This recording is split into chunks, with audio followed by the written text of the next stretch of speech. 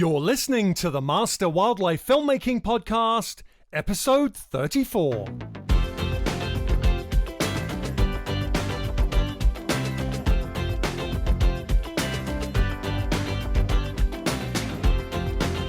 Casey Anderson is an Emmy-nominated filmmaker, an adventurer, explorer, and TV host.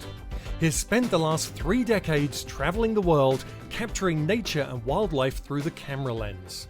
Born and raised in Montana, Anderson spent his childhood exploring the vast wilderness that was his backyard, and by the age of 18, Casey was guiding wildlife filmmakers into remote locations to track and film the most elusive wild animals.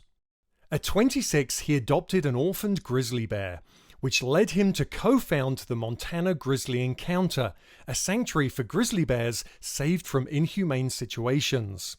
As a television personality, Casey has been on the Nat Geo WILD channel, BBC, PBS, Travel Channel, Discovery Channel, and has been a regular contributor to Conan and Oprah. He has made it his mission to bring his love for the wild into the hearts of the world, instilling a drive to conserve untamed and untouched wild places. Casey's films include Monster Encounters, America the Wild, The Mountain Lion and Me, Finding Beasts, Casey's Wild Backyard, Bear With Me, Man vs. Bear, and Expedition Wild. Good morning, Casey. Thank you so much for taking the time out to be on the Master Wildlife Filmmaking Podcast. How's it going for you this morning? It's going well, man. Thanks for having me on here. Awesome. It's a pleasure. It's an absolute pleasure. I think our listeners are going to get a lot out of this because you are a man of many, many talents. I want to I want to start really like I do with all of these of just getting into the nitty gritty of how you got into the wildlife filmmaking industry. Going back as far as you want. What was it that spurred your career and got you into this industry? Well, being born and raised in Montana was really the start of it. Having the wild right out the back door. I was that kid that was just always running around out in the woods, fell in love with the woods, fell in love with animals, had parents that recognized that passion and didn't tell me not to do it. So I knew I was always going to do something with animals. Volunteering, wildlife rehab centers, things like that. But then I went to college to study wildlife biology. And in the summer months for jobs, I started just going down into Yellowstone and meeting people and helping people do things that down there with wildlife. But one thing that came to me was, these guys from Los Angeles or New York would show up in Yellowstone. They had to make a wildlife documentary and they didn't know where to find a grizzly bear or a pack of wolves or whatever. So they would hire this 18-year-old kid to find him for it and carry all their heavy gear to wherever the bears were. And that's how I started off. I was doing that a lot in college. And started making a bit of a reputation because I was finding some of the critters for them. Yeah. And you know how it is when you start doing things like that, then it turns into, hey, I got this other camera, maybe you should hit record on it. Or, you just start getting involved more in the process. And yeah, that's how it started. And then it just snowballed from there. And I've done a little bit of everything since then. That's fantastic. So you literally you were there while they were recording, you got involved a bit. What was the first kind of key moment that got you either in front of a camera or behind the camera? What was the first thing that actually was the first career move in terms of actually doing something with a program, a wildlife program? One that sticks out in my mind was it was the year that they introduced the wolves to Yellowstone. It was a man from LA who was doing this series called Safari. It played like on Outdoor Network or something, but he had to do like 30 half-hour episodes. So he was just doing a bunch of things. And I had been paying attention. I knew where some of these secret holding pens were. Right. And I met this guy and he was just asking about the wolf thing. And he was trying to, cover this new thing that was happening and whatever. And I said, hey, I know how we can climb up this ridge and come down the back and get a little sneak peek down into the holding pens. He's like, really? And I'm like, yeah. I mean, it's not illegal, you know. It's like I just know the way, and I know where these are. So he was pretty interested, and I snuck him in there. We filmed some of the wolves who are running around and they're pacing around, waiting to be released, which is cool. Now that in retrospect, you know, Yeah. that was a budding thing and to happen, and then that whole thing with wolves have happened, and I've revisited the ancestors of those first wolves many times since then. But yeah, that was it. That was like, I've made a relationship with that guy and continued up working with him and did several things, took me to Africa and India and everything after that. So that was really the key move, was that one. Fantastic. And now, of course, your credits are you're a TV host, you're a producer, you're a camera person, you're an executive producer. Just what would you say is the main one of those titles that is the biggest percentage of what you do? It's changing. It's ever evolving. I mean, I started my own production company, VisionHawk Films. So I never thought I was going to do that.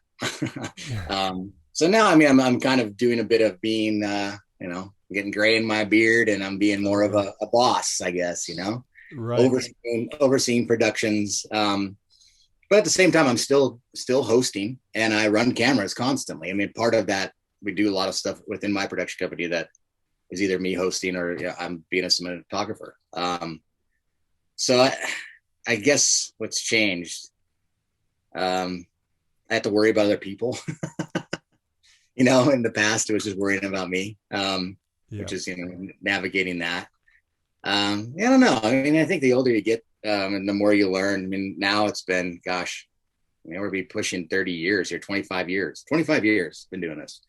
And now I've got kids that were that kid that I was when I was, 18 in Yellowstone, that work for me. And it's fun because it's, you learn a lot in 25 years, and you've got a lot to learn yet too, but you have a lot you can pass on to people. Yeah, absolutely. And I find in this industry, and I think everybody can say this, is that when you look back on it, it's who you know and how hard you work for those people that you know, and that reputation you make, and just keeping being a good person, and that counts a lot in this industry. Yeah, we hear that a lot, an absolute lot. Yeah, I mean, in terms of from my traveling the world with a small crew, understanding that it's about what those people are like that you're with, not necessarily their skill set. The skill set can be learned as you go along to some degree. But if you don't get along with someone and you're spending months in the field, that's a whole different thing. So personality comes into this a huge amount. So if you had to pick one of those jobs that you do, one of the roles, what would you say is your favorite? Do you have something that you would much prefer to do, getting up every morning? Would it be heading out to be a host or heading out with a camera on your shoulder? Yeah, good question. The thing that really keeps me excited is I mean, it's a little bit everything in those, but it's more of the subject matter. I think it's like, if someone comes to me, I'll just give an example, and I can't give you too many details yet, but sure. Someone comes to me and says, hey, do you think you could film this animal that's never been filmed before in this location? Right. Yep. And and in this case, it was mountain lion, something I know quite a bit about. I'm like, yeah, I think I can. I mean, I want to try. Nothing's impossible. If this animal walks and lives, it leaves tracks. I can follow the tracks. I can get a pattern down. If I get a pattern down, I can start making some predictable moves. I can make some predictable moves. I can get something on camera.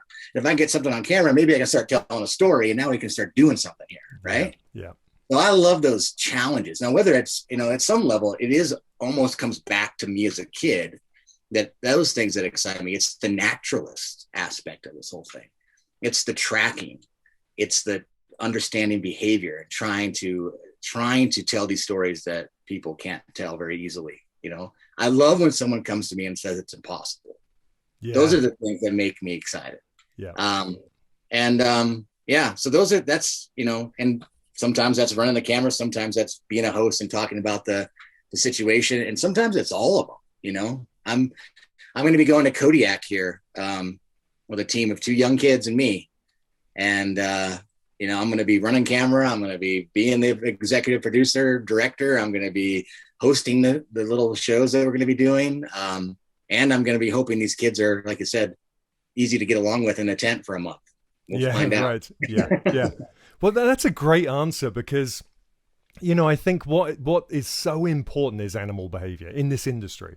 I mean, like you said, when you started out, that people were coming to you, how do we find these animals? Where are they? How do you track them? We want to film them. You have that experience, and actually, we're quite similar. I grew up running a wildlife park in the UK, an animal sanctuary for 15 years or so. Once I was an adult, but I was there from like 10 years old, and it was that understanding of animals, animal behavior, that for me led into this career. And helps me, learning a camera you can do in a few weeks, a few months. It's just another skill set you add and you just practice, and you get it. But learning animal behavior is nowhere near that simple. I mean, you might be able to go out and spend a few weeks with a species and start to see and understand what's going on. But to have a good understanding of lots of different species, mammals, birds, insects, whatever it might be, is a whole different thing. And I think it's something that's so overlooked. I get so many questions from people, aspiring filmmakers, wanting to get into the industry. And they're like, what camera should I get? What should I do? And I say, well, hang on, what have you done? This, that, and the other. And so much of the time they've done nothing. They've not put any time into the wildlife side of things and understanding any kind of behavior, whether it's of their own cat in their house and looking at how it, gets ready to pounce when it's playing. It's those kind of things. So it's really good to hear you say that, because I think that's what drives me as well. I mean, I love being out there. If I'm filming, so, if I'm being paid to film, then that's the best it can be. But if I'm out there seeing animals in their natural habitat, doing what they do, I'm a happy person. That keeps me going. So I think go ahead. what you're saying, I mean, it's interesting that, the idea that, you grew up in the rehab center, you got to watch animals, and it is a secret weapon, man, because as soon as you can start to anticipate behavior, when they pick their head up, that means they might walk. That's right. And now you can let that pan a little bit sooner or whatever. And I think a lot of times when you see people, especially working a camera, that are really good, is they have that anticipation of behavior. Yeah. And then they can really start to, technically they can do it all, but there's now the artistic side can come in, because they're not just playing catch up all the time. Right. Yeah. Absolutely. You're filming. Yeah, you're filming sequences at that point, which is what it's all about, right? It's telling a story with images, and I think that's the most valid part of being a camera person. That I when people come to me and ask, it's always about image sequences. Anyone can pick up a camera, and the thing about today is that anyone can pick up a good camera. It used to be you'd spend $100,000 for a broadcast camera. Now, gosh, $2.5 grand you can get a camera that films some incredible images, and so that's not the thing that stops us from doing it. It's now understanding that a good image sequence is what people want to see, a good story. I say this time and time again. We can watch shows with incredible imagery. If it's a terrible story, no one stays to watch it. Whereas the other way around, if it's mediocre camera work, but it's a great story, you'll stay and watch it. So now you bring those two great stories and great image sequences together, and you've got a pure winner. And so it's so important. So going back to the roles, a lot of the people listening and watching are aspiring filmmakers. They get very confused about the terminology of all of these roles. I think, camera person, host is pretty obvious. But when we start talking about producing, directing, executive producers, people get confused as to what we're talking about. Directing, again, I think is fairly obvious. But just explain a little bit about your roles in terms of executive producing, and, anything else that you take on like that. Yeah, to be honest, sometimes I don't know if there is a real definition to those. Right. The word producer, man, it can be, I always say producers have the hardest job, and it's also often the most thankless job. Everything that needs to be worked out, from, logistics to, whatever, just figuring out the plan, that's hard, and it's so essential. And there are people that you can be very good at it, or you can be really terrible at it. We've all worked for each, right? Yes, yeah, Um, for sure. but a good producer who can put together a good plan so everybody else can do their job well and not worry about, if they're going to eat the next day. Um, that's good. That's a good thing. I think on the executive producer side, I think, in my role with that is, it's semi-specific. Being a wildlife host, being in an industry a long time, as you know, it's a small world. Yeah. Everybody knows everybody. And it's funny. It's, you go to one of these, Jackson Hole Wildlife Film Festival, for example, you go there and it's always the same thing. It's like, you walk in there and there's all these familiar faces that just grew 2 years older, right? Yeah, And yeah. they're all your buddies, and you say hi, and it's like you've worked with them, or you wish you could work with them, but you know everybody there. And then there's like kind of the young class, right, that always shows up to those things. And the next 2 years later, half of that young class, if not more, they've gone extinct. Yeah. But some stick around, right? Yeah. Some stick around. And next year, half of those are gone, but some stick around. And then they end up being your buddies, and they end up being people that you know well, and they're people that you're going to be doing business with. So in the executive business producer side, I think that's a big key thing is nurturing and utilizing those relationships to build programs. And I have made some wonderful friends and through the years, and a lot of it comes from actually access of being a host. When you're a host, you have open doors to networks. It's for some reason, right? Yeah. And and not very many production companies that are just starting out can pick up the phone and call Netflix and say, hey, I got to pitch something, and they're like, hey, pitch it to me now. Sure. Yeah. So I think from the executive producer side, it's that's what I'm doing a lot of the time in that role. Is just kind of taking in ideas and kind of sifting through them and seeing if they're good, and then trying to marry them to try to make stories, and then see where the stories are going to who's looking for what kind of stories out there in the network world, and then taking some of those other relationships that I've met along the way, like this good director, this good producer, this good camera guy, putting them together because they're going to be really good at shooting moose or whatever, and then pitching it to this guy. And it's that's where that executive producer role comes from on my end. And and that's kind of why I started my production company, is because having all those relationships and putting that all together, it seemed like it'd be a shame not to utilize all those awesome relationships that I've made over the years and try to tell some awesome stories. So that's the definition of that role in my mind. Sure. Yeah. No, I think, yeah, as you say, there's kind of a mix between them, but I very much see that as the roles as well. Producers being more very much, project specific and working on, working out the details of each project, logistics and what have you, and so forth. I would love to get on to, well, first of all, before we move on to, we'll talk about Pumas, Legends of the Ice Mountain, because that's something close to my heart. I don't know whether you know, my wife is a mountain lion biologist. We spent years in the field, capturing, collaring 70 odd mountain lions in the Reno, Sierra Nevada mountain ranges. So we'll get onto that, because I've got some great questions to ask you. But what I'd love to do is first go back a little bit and ask you about Brutus. How's Brutus doing? Well, that's a sad question. Actually, Bruce died in February. Yeah, I didn't know. I'm so sorry. No, it's okay. No, it's the elephant in the room. Otherwise, yeah. No, he was having some mobility issues, and we took him into this University of Washington State University just to do some MRIs and see what was going on. Right. And then you got to anesthetize a bear, and sometimes things just don't. He didn't come out of it, and man.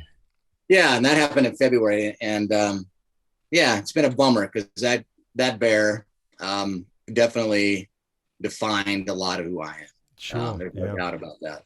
Yeah. And it's interesting, learning a little bit about your background. Now, that bear, simultaneously with all this filmmaking stuff, I was consulting at wildlife parks, working with a lot of different wildlife parks. I had that skill set too, especially in my younger years. And, I gained a lot of that same knowledge that you did in talking about that. Sure. Yeah. Even it comes down to just, you walk in and you're like, you've been cleaning fox crap for 2 weeks, and then you walk out in the wild, and as soon as you smell a fox, no doubt what it is, because you've had that catalog in your head, right?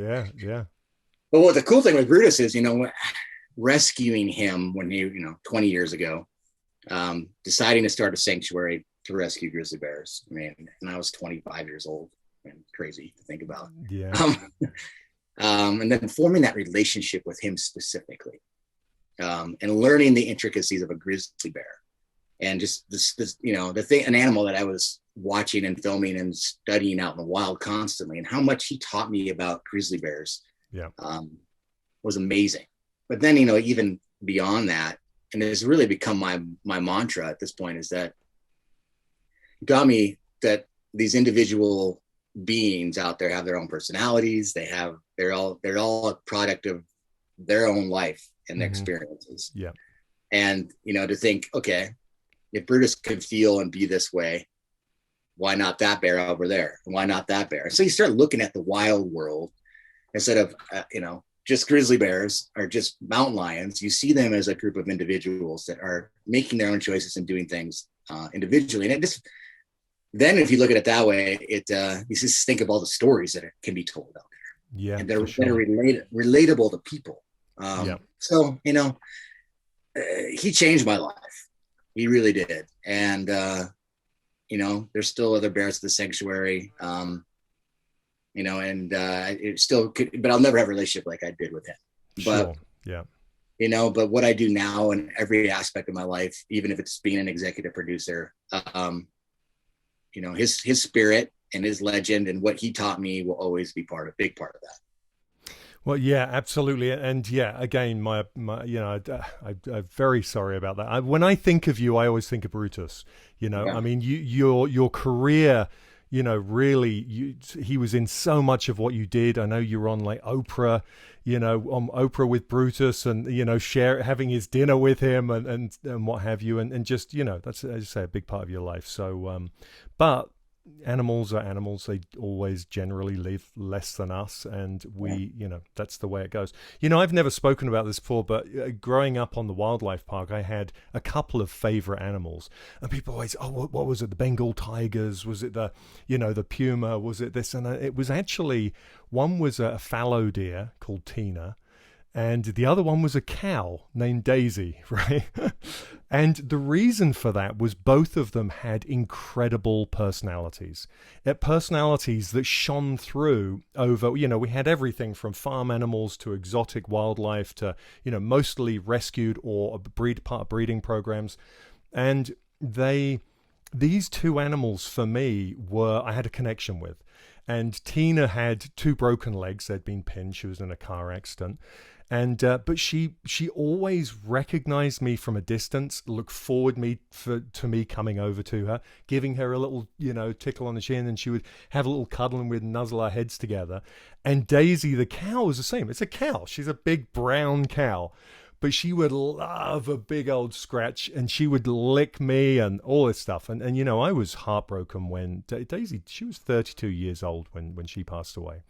Wow. And I mean, she was an old cow, but she, I was heartbroken because she was such a huge part of my life growing up and being around her.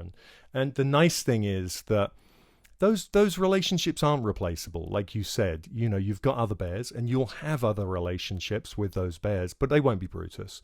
And, I think what's wonderful is that you had, there's so much you've documented with Brutus, and he was so much a big part of your life. So again, love Brutus. Yeah. It was once he died, I had a lot of people reach out. Someone said something, I cannot remember who it was specifically, but, they said Brutus made 1 million people smile. Yeah. And I just thought it's so powerful. It's just, he represented a side of grizzly bears that, you don't hear about. You hear about grizzly bears when they're doing something wrong, usually. Yeah. And, we know that the truth of a grizzly bear is somewhere between there, but he represented something wonderful and taught a lot of people things. Yeah. And, I mean, I'm certain that he saved lives, both human and grizzly. He definitely changed the perspective of the grizzly bear to a lot of people. And so I think he left a massive footprint. Yeah. Yeah. Which is so important. So very important.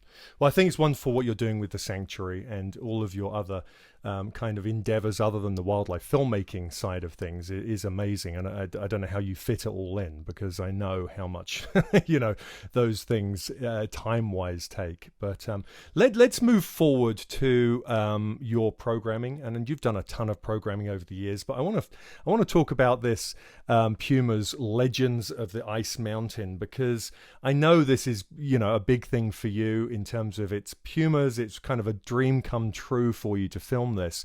First of all, so this takes place in Patagonia. You guys went down there to film. I think that they have is it the highest density of puma anywhere in the world? In that area? It sure seems like it. Right. I think I've read that somewhere, but I know they're all over the place. So I've never been there, but certainly, you and I know what it takes to track a mountain lion. They're not called ghost cats or the most elusive cat for no reason. They're hard to find. My wife and I would go out after putting collars on. We would have telemetry. We got up to 3 feet away from a cat one time when the collar was not working properly. We had to go and swap the collar out, and we're trying to find this cat. It was down, curled up in a sagebrush, and you couldn't see it. You couldn't see it until it let us know it was there. And so they're elusive.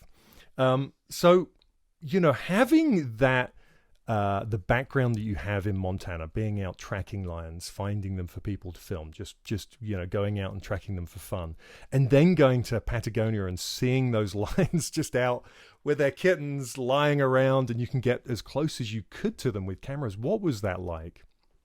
I mean, it was mind blowing. I mean, yeah, exactly what you said. I mean, I've had some success filming them in Montana, and that was mind blowing, right? If you see one get, a few seconds a day of filming, you're just like, yes. Patagonia, the Pumas down there, there was rumors flying around about them for a long time. And I had to go see it for myself.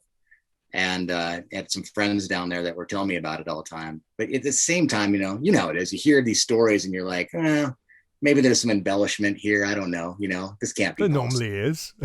Yeah, totally. Yeah. You got to go filter it out and see if it's true or not. And in fact, there's another. We were filming. Well, I went down there and we were filming simultaneously when I went down there, and where I was it was an experiential thing. It actually ended up being a program on Smithsonian called Into the Puma Triangle. Right. Yeah. And while I'm down there, my mind's blown. You expect, we're talking about that anticipation of behavior. I mean, you get your eyes on a cat. As soon as you make eye contact with that animal, it's just going to go, gone. Right? Yeah. And if the other, not there. We have these cats approaching us. You're seeing them everywhere. You walk by them and they don't even open their eyes because they're just sleeping.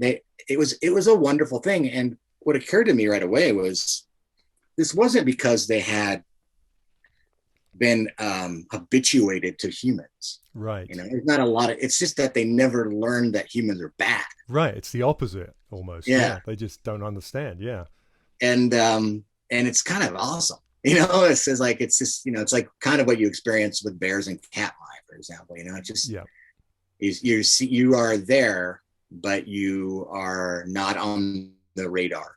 And you are seeing this like uninhibited behavior. You're just a fox, you're just some animal walking by and that's just peacefully getting along. And, with a big predator that is supposed to be invisible. And now they're visible everywhere. So you have all those questions, right?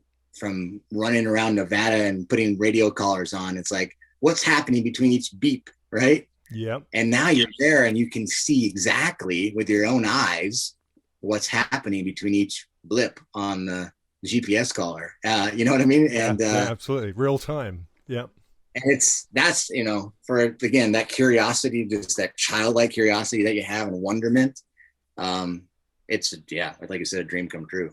Yeah. I mean, it must, as you say, can be completely surreal just have those lions look at you like that and not be scared. Because so many people, again, it's like you say about grizzly bears, it's same with sharks, same with lions. We hear about them when they're attacking someone, when they're doing something that we consider dangerous. And what people don't realize is, of course, that's 1 in a million. And there's normally, we actually got a call out by the sheriff's department when there was a lion that had killed someone's dog and it was being aggressive to people. And we thought, that's it's odd. That doesn't make any sense. Having tracked and been around many lions, that doesn't make any sense. But to most people, they think, well, that's a lion. Of course it is. And we're like, no, that's not a lion. That's just what you have been socially conditioned to think. And so we go out there, and it's like a 35-pound kitten. And it's been in a trap. It's got one paw half ripped off. It's managed to pull out the trap. The other paw, it's got the wrist all opened up, and you see all the bones. This thing's in so much trauma, pain, suffering. It can't move around properly. So sure enough, it did eat a small dog. It caught a dog because, hey, the dog was probably up in its face, and it's like, this is the only meal I'm going to get. So I went up and I tranquilized that thing from about 6 feet away, and it's giving me all of the upset, but it had to be euthanized. It was in such a mess. But straight away, our feeling was correct. There's something wrong. This is not normal mountain lion behavior. And sure enough, it's a trap, a hunter's trap that had, or a trapper's trap that it had pulled out from. So, we see those things, and it's just hard because we're constantly trying to explain to people, in our roles as educators of these species that, they are misunderstood, and we have to be very, very careful there. So going back to you being out there, you're out there, you're seeing these cats at this, crazy close quarters. They're not worried by you being there, which is completely surreal. How do you then go about? I'll go straight to the meat of this, and that is that you in this the program you filmed a cat taking down a guanaco, or at least attempting to. I can't remember if it actually took it down, killed it, but that's the kind of footage that here we dream of getting. We've been looking at trying to film horse kills here because they're feeding on horses, and it's like, wow, if we could get that shot. But there, of course, you can just watch them and just wait for them to make a kill. So was that something you had been anticipating and waiting for, or was it something that that just happened, you were lucky enough to be on that cat at the time? No, definitely anticipated that one. So this female specifically was a notorious killer. She was just good at it. Right. Yeah. And she was a big character in the story that was kind of developing. So we were already following her, but we knew, every evening she'd get up and it was going to be hunt time. And if you would stick with her, the odds were going to be really good, but right. Sticking with her was tough. Yeah. In this case, what was amazing was that was filmed on a red camera with a 70 to what's that lens? Like a 110 or something. It's just like little weird lens. That's on there on a movie. So right. Literally walking with her hunting, which is amazing. Wow. And we did it several times. And then she started kind of going around this back area, and the guanaco were in front of us. And we knew it might go down, but now it's a movie. And so Ben, a short lens. Yeah, a tiny lens. And if you watch that sequence, it's hilarious. It's because Ben's this kid that works for me that had the movie, and this all started going down, and it came right towards camera, and you're trying to pull, you can't just you're not just moving the lens. You got to kind of do the rotate it towards, Yeah. And then she runs, and he tries to keep up, and then she goes out of frame and over this hill. So he just takes off running. Excellent. And comes running over the hill. And it's funny because while he's running, the camera tilts up. And as he comes over the hill, it just naturally pans down. And it's this beautiful, like you would never do, you could do it on purpose, but it just is this beautiful mountain reveal to this cat and guanaco just smashing up and down on the ground. And and then just sit there solid and got the moment, 50 meters in front of us. But yeah, no, I mean, the answer to your question is, it was knowing and kind of patterning the animal and being at the right place at the right time. And then when it all goes down, just just getting after it. Yeah. Making it happen. Just making it knowing happen. that it may not happen again, and then that's one of those ones, man. We've all had that in the field. When you get done with that, it's just like you on the way back to the truck to drive away, you tell the story 15 times, you're really excited, you high five 400 times, then you get back to camp and you drink a couple beers and you high five 500 more times, and you watch the footage and you congratulate yourselves 1,000 times. And then you make sure when you offload the footage that nothing happens to it. Right, exactly. Back it up 47 times. I was going to say, yeah, not the normal 3. It's going to be, no, we've got to have it somewhere else. Okay, let's send it on a plane now to another country. That's fantastic. So I think many people would say those circumstances, there's luck, right? You were lucky. But sure. I mean, luck, I think, is it's a loose term, because Seneca, the philosopher, once coined luck as being preparedness meets opportunity, and I'm a big believer in that, because you guys, it's not luck. You were there. You were after those shots. You were prepared, and you were there ready for the opportunity, and those things met, and you took it on head on, and Ben ran across a mountain to film it. And that's the kind of camera guy you want to have with you when that stuff goes down, which is phenomenal. Yeah. So, I mean, it's, being there and sticking with something that long. Again, there's a picture, it's been circulating, forever, but certainly on social media now. It's like that whole thing of success, right?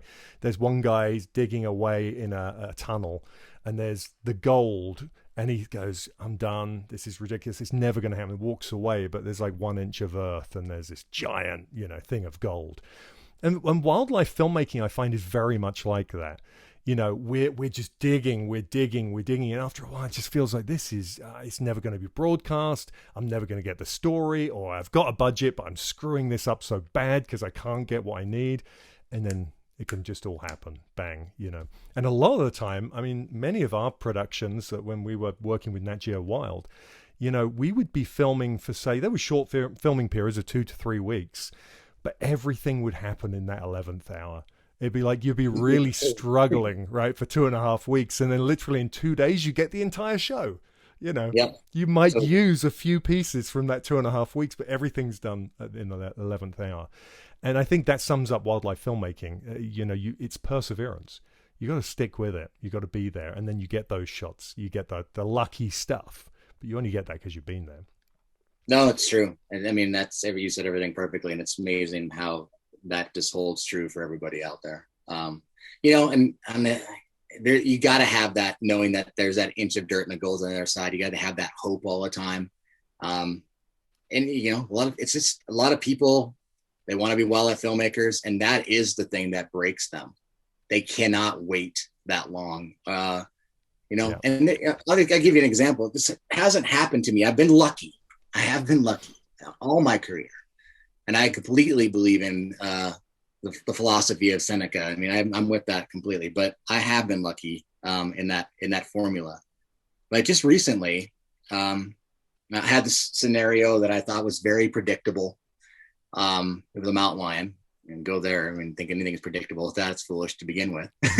Right. But I had some really interesting behavior going on, and I was, getting it regularly. And I kind of put my reputation on the line, saying, "Hey, I think I can get this," and I put it through the filter. I really believed I would.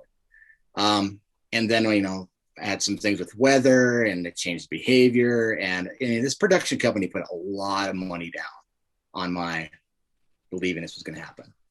And after a month of trying, and I literally didn't sleep as longer it went. I just tried harder and harder. It didn't happen. We went home with nothing. Yeah. And spent a lot of time and a lot of money. And that does happen sometimes. Yeah. But when that happens, I think that's one of those things, like, you have to take a deep breath. You got to reflect on why it didn't work out. And you got to grow and, learn from that moment and how you're going to apply it to the next one. Because it's not, if you keep working hard, it's not always going to pay off, but most of the time it will. Yeah. Well, and you know, failure is so much of the learning curve of success. You know, if you don't have those failures, then you probably won't get success, you know, in the long term anyway, because, you know, success all comes from trying and trying and trying, and there has to be many failures along the way. You know, we had a similar thing back around 2006. We were filming Wild Events, the series was, and it was all about the largest animal spectacles and migrations in the world, one of them being the caribou up in the Northwest Territories. And we spent 3 weeks up there and got nothing. And we got nothing, not because of the wildlife, but because of the outfitters and being left without food and the plane not coming back, and, you know, a disastrous tale. But that's my production company is Nine Caribou Productions, and it's named that after that show, that filming experience where we went to film a potential 1.5 million caribou crossing the tundra, and I saw 9 caribou. We saw one in camp that came through, this lone caribou that just stood and kind of looked at us. And then flying out on the last day after filming nothing, I saw 8 on the ground. So I named my production company Nine Caribou Productions. I love that. It's a constant reminder, right? It's a constant reminder. Of the grind.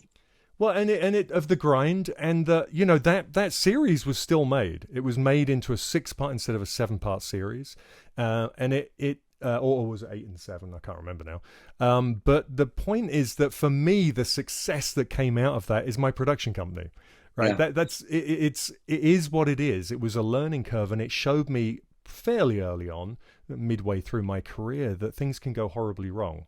And someone has to pay for it. You know, there's always a tab somewhere that someone's losing money. But, you know, it was still a successful series, so that's okay. But those moments they're times when we could easily curl up into the fetal position, right? But pull the cover over our head and go, I'm done. I don't want to be seen on TV again. I don't want to have anything to do with it. You know, I'm done with this. I want a 9-to-5 job where this stuff doesn't happen. And of course, you know, you can shy away from it a bit, but then we're the kind of people that want this kind of lifestyle. We want the uncertainty, like you were saying earlier. It's that, you know, when someone says it can't be done, you're like, well, I'm the man to do it, because that's what drives us, you know. And it's that's the pleasure in it, right? That's the pleasure. So awesome. So Casey, let's talk about advice to people getting into this industry. If you had to give just a single piece of advice for someone trying to break into this industry, whatever their goal is, and what, you know, in terms of title that they want to hold or position they want to hold, these are people who are, you know, they've got a camera, they're out filming, but, you know, they don't see a path into the industry, because really there isn't a set path. You know, there's no blueprint that anyone has drawn up to say this is how you get into the wildlife filmmaking industry. What piece of advice would you get to people in that position? Yeah, I think it's pretty obvious for me. You know, if you want to be in this industry, I say find the person that you'd love to be, I guess, at some level, or, you know, the track that you'd like to go down, and go up to them and say, hey, find them and say, hey, I'll do anything for nothing, for free. Yep. I'll volunteer. I'll carry your bag. I will brush your teeth if you want me to. All right. But build that relationship and show them how hard of a worker you are. Yeah. I think that's the thing with this. I've found that to be the main thing, is just building those relationships and getting through that door somehow. You know, and honestly, sometimes it is working for free, volunteering. I know for me, you know, a lot of those things I talked about in the beginning, I didn't do it for anything, you know, maybe gas money. Yeah. And for years and years. Yeah. But I got to show who I was, and got then opportunities grew from there. And I think that, you know, I always say too, there's anything of dust off the books and get your boots muddy. So I think there's, you know, leaning into some of those things too, is just like learn about the behavior, get out there and learn. And then, you know, that goes 2 ways. You can learn from a book, and you can learn by just being out there and getting your boots muddy. You're going to have to get that experience too. So that's, I mean, my advice is, hunt these people down. Yeah. And stalk them. and tell them that you'll do it for free. Casey told me to stalk this person. It was on a podcast. Stalk them. Yeah, be a predator. Right. A lot of people, I get this question a lot, and there's things like, the Jacksonville Wildlife Film Festival or going to Wild Screen in Bristol. This is where all those people that you want to meet are. And it could cost some money to get there. But I can honestly say that, I've met a lot of young kids that are ambitious and found their way there by volunteering at those festivals and hired them. Or in 10 years after I met them there, as they were, volunteering and cleaning up after our parties, they're now commissioning shows. Yeah, right. You just never know. And that's right. But that's what they did. So, getting out there, going to some place like that, you'd be, I think a lot of kids, young people would be amazed. I guess they don't have to be a young person, but budding filmmaker. Yeah, absolutely. No, it's all ages for sure. Yeah, you'll be rubbing elbows and drinking beers with, executive producers of Planet Earth. Yeah. And so I think that's what you got to go do. That's fantastic. And I think no success, it doesn't matter what kind of industry you're in, but no success really comes without that risk. That the risk of, one, putting yourself out there, two, the financial risk, because the thing I hear about that all the time, because people don't want to hear it. They don't want to hear that you and I did tons of work for nothing and got in debt. And, we didn't get into the place where we are in our careers from just getting a job and being paid. It doesn't work like that. It can do in certain circumstances, but as you say, once you build those connections up, then really you're on the path, the track to choose what you want to do and see how that goes. But there's a certain amount of risk in it, and you do have to put yourself out there, and you do have to eat ramen noodles for a year or two, 3 times a day, to follow your dreams. And I think that's the same as, say, for whatever industry. The nice thing about this is a very small industry, like you say. Once you start to know people, put yourself out, go to those festivals, meet people. The connections happen very, very fast, and people soon know if you're serious. I think there's a connection here between the wildlife sanctuary world and the wildlife filmmaking world. And that connection is, when I ran the wildlife park in the UK, we had hundreds of people want to volunteer every year, right? Yeah. And you would take people on and you'd go, it's okay. We only need like 5 volunteers. But what we'll do is we'll take 20 on at a time, because only 3 or 4 of them will actually stay. And that's because once they understand what volunteering with wildlife is, they won't want to be there. Because a lot of people are like, I want to come and look at the tigers, and I want to come and stroke and just put my emotional energy into the place. What they don't want to do is shovel crap all day long and get dirty and smelly, get in the shower at the end of the day and wonder why you can't get that smell out of your skin, right? They don't want to do that. And it's the same in the wildlife filmmaking industry. You get people, as you say, they turn up, they go and see what it's like, and it's all just too daunting or complicated or hard, and you never see them again. Get that all the time. And that's been that passion too. I think another thing is that continues on. I think when you realize that you have the passion and you want to be there, and you don't mind smelling like crap all day long, and you don't mind eating ramen noodles. It's got to live inside of your soul. I think it's got to be there. It's that perseverance that you're talking about earlier that just will get you through those bad days. It'll get you through that wall of dirt to the gold. Yeah. Just the example, just recently, I did a job for free because I was just so excited about it. And everybody looks at me and it's like, I have a business manager now. It's like, this is the fall of UKC for sure. I'm like, no, it's not. It's not. It's actually why I am who I am now. Yeah. It's because I didn't care about money. I cared about this project and I wanted to do it. And I was going to take every bit of my time and my resources and do it. And I think that, people like to work with people like that. People, that passion will shine through no matter what. And I think you got to have, and if you have that passion and you're someone budding in this industry, own it and stick with it. And it never goes away. Well, yeah, and don't forget why you're in it. As you say, if you have that passion up front, that's why you got into it. You love working with wildlife, and a project comes along. I have a project. I'm coming up to Wyoming next week, we're filming a project pretty much for expenses only. And we're doing it again because they're people we know, we like what they're doing. And it's what I want to do. I want to film wildlife. And if I can do that, and hey, I get my expenses paid and I like what I'm doing, that's what it's all about. That's what keeps me in this industry, like we've said over and over. So it's very, very important. Lastly, Casey, bucket list. You got what's on your bucket list in terms of maybe species and location? Oh man, I've filled a lot of my buckets. So I was just weird having this conversation recently. Species and location. Well, yeah, one, gosh, I got a good spot. Yeah. Wolverines. Another one people say it can't be done. There hasn't been a lot done about it. A lot of captive Wolverines have been used as wild Wolverines, but I do know of a good spot, and I've been trying to get this project off the ground. Can you give us the GPS location of that? No. But it's amazing. I saw like 6 wild Wolverines in a day. And again, it's an animal that's so elusive and so, again, the impossible. I've heard this in the industry so many times. So now it just makes me want to go do it so much.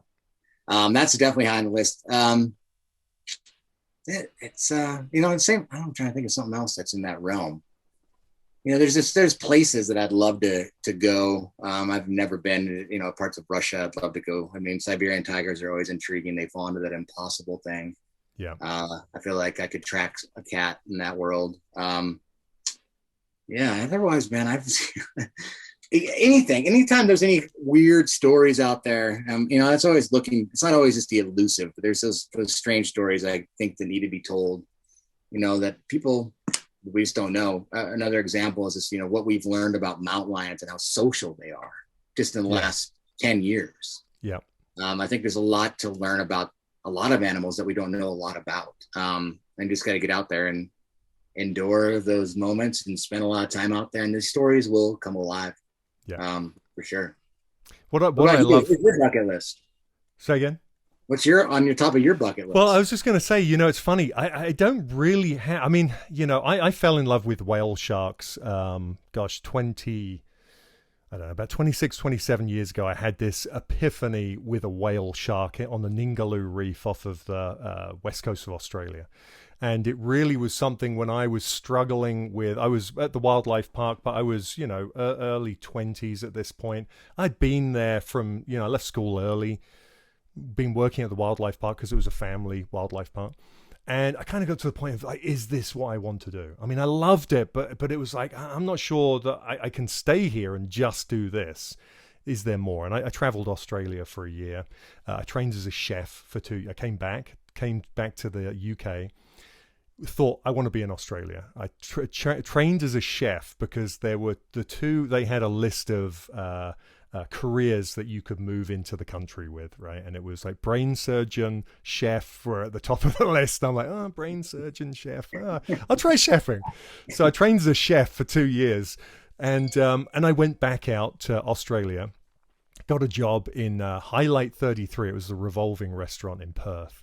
It's called something else now. And but before I did that, I wanted to go and fulfill this dream I had of snorkeling with the whale sharks. So I went up and got in the water with this incredible whale shark, and with a couple of them actually. And I had a small CNC like Instamatic underwater camera. That's what they were in those days. They cost a fortune. They were just an Instamatic camera, right? Yeah, I took that down with me. Yeah.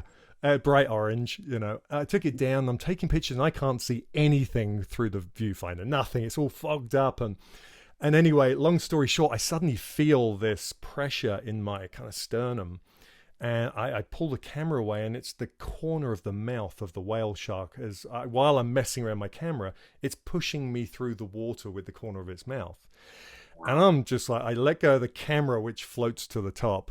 And then it kind of pushes me off, and it goes by, and I just look into its eye, and immediately my eyes filled with tears. I was just so overwhelmed with emotion. And it was that moment, there was a knowing inside of me. It sounds cliche, but it's absolutely how it happened. There was this knowing that, what the hell am I doing being a chef? I don't want to be a chef. Why am I doing this? Why am I here? I'm here to experience this. I got out of the water. I was in the water for the rest of the day, but that day, at the end of the day, I got out and I booked my ticket back to the UK to go and run the wildlife park. And it was that moment that sealed for me that I needed to work with wildlife. And so I've had this connection with whale sharks ever since then. I've never done anything with them since. So I would love to go and film whale sharks again. I think, Yeah, it's exactly. yeah, exactly. I mean, it's one of those things. I'd love to take my boys, to go and Yeah. snorkel with them as well, and just go back to that place. So that would be incredible. But what I was going to say, as well as that, is what I love about this is the way that you find stories and they unfold in front of you. Like, you can be going and filming something else, and you see something, and you go, "Wow, that's a story that I had no idea." And it might be about a dung beetle, or it might be about, I don't know, a hawk, or it could be anything that suddenly just a little, light bulb goes off and you go, well, there's a story there. And I love that about it. It's not so much, it's more about the bucket list I don't know exist yet, right? Because I Yeah, know they're there.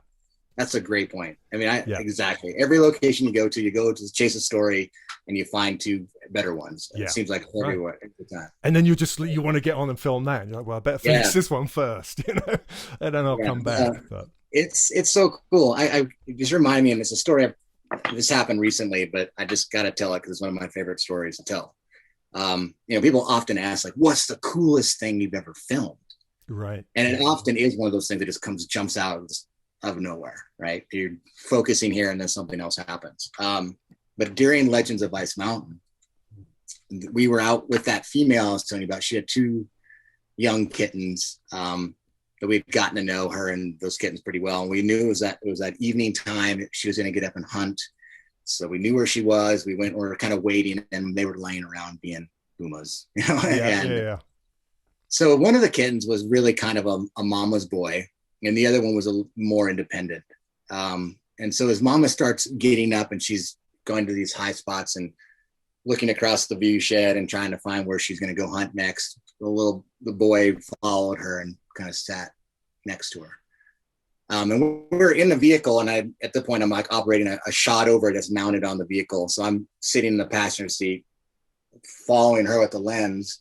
But then I'm, same time while I'm filming her, looking around, I'm just looking back to see what the other kitten's doing. And the other kitten is sitting there and just staring up at the sky. And so, naturally I'm kind of out the window, kind of looking. Is it looking at a condor or some eagle or something? It's got to be looking at something, right? Sure. Yeah. And I look, I don't see anything. And but this cat is just catatonic, like a statue, just staring up in the sky. Anyway, so then I'm back and I'm filming mom, and she's looking like she's going to go hunt and leave the kittens behind, and I'm kind of distracted with that. But then I look back, and this little kitten has not budged, just staring, and like just this focused stare. And it I had to know what was going on so much. So I opened the door of the vehicle to see, like, maybe I can't see what it is. And I get out and I look, and sure enough, here's the full moon in the sky, right where this cat is just staring at the full moon. Mesmerized. And it hit me so hard, because it was just like, just another child of the earth, mesmerized by the beauty of a full moon. Yeah. And it just, again, it changes how you perceive these animals immediately. Mm-hmm. And, of all the cool things I've seen, the mountain lions killing guanaco, whatever, right? I mean, so many. Yeah. That struck me so much more than all those things. Yeah. It was just, yeah. And this happened recently. This is awesome. Those little moments, those little nuggets that you just don't. I mean, in my mind, other people get that feeling from doing other things, whatever it might be. But for us, I think, certainly for me, obviously you as well, it's those moments of clarity when you realize there's so much more that we just have no understanding about. There's more to the whole thing, right? When we see these animals reacting in ways we do not expect, like that, as you say, a kitten staring at the full moon. It's just, it's those moments. And it's that feeling you get that I can't imagine getting from any other 9-to-5 job. I really can't. Those moments of inspiration and insight and just filling your heart. That's the way I see it, because that's what it feels like. It feels like your heart's being filled in those moments, doesn't it? For sure. Yeah. Absolutely. Casey, thanks so much for being on the podcast. It's been awesome chatting with you. Where can people find out about what you're doing, videos, or, just stay connected with you online? If you go to caseyAnderson.tv, that's my website. And then also VisionHawkFilms.com. And then, of course, it's social media. I'm a Grizzly guy. I don't even know what they are, but those are usually my handles. I keep that up to date pretty good with what's going on, especially my Facebook. Although Facebook's kind of shows my age. All the kids doing that Instagram and TikTok thing. Yeah. You're not on MySpace? I just got off last week. Right. Well, I'll look up all your handles, and I'll put links to your social media and your websites on the episode page on the podcast website. So again, thanks so much for being here. I really appreciate it. It's been fun to chat. Oh, been awesome. Thanks, Jake. If you've enjoyed this episode of the Master Wildlife Filmmaking Podcast, then please leave a rating and a comment. And remember to subscribe to keep up to date with the series' future episodes. You can find out more information about wildlife filming at jakewillers.com. And if you're interested in starting a career in the wildlife filmmaking industry or being mentored to further your career, then please visit jakewillers.com/mentorship. Thanks for listening.